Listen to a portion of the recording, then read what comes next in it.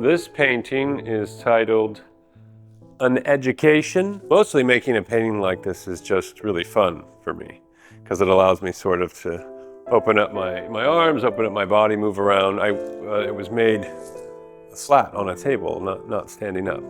So, you know. Why do you do that? I do that because, well, it's been a slow process of working that way. Obviously, I did work vertically and then I slowly came down, but it allows my color to pool a certain way and to look a certain way. And I can either have thinner color or more opaque color, depending on which way I hold the canvas. And there's other reasons, but yeah. So, you know, when I first conceived of this painting, I was actually thinking of the elements, earth, water, air, fire. This painting obviously being about fire.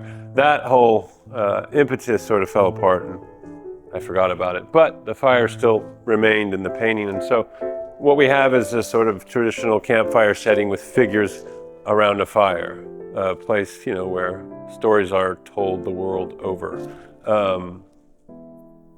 And I wanted to kind of tell a story of contemporary painting, as I understand it, or at least maybe a version of it, through my own, you know, painting language that I'm familiar with.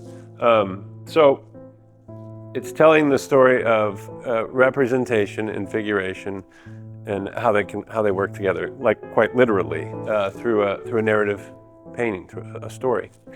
So the devices and pictures in the painting I'll describe. On the left side we have a realistic figure, sort of an androgynous female figure, and she's holding a pot of flowers, and the pot of flowers doubles as this kneeling figure's head. And this sort of device is something familiar to me, using quotidian objects to make surrogate figures that then are placed in the foreground of my paintings, and they also tell a story, or they're narrative based, or they're more non-narrative really, but by putting all these elements together it tends to tell some kind of story to the viewer. It's not necessarily a story I'm seeing, but it becomes open to interpretation. This is more specific, more narrative based. So the second figure, which is kneeling down, comes from that sort of time period of making paintings like that.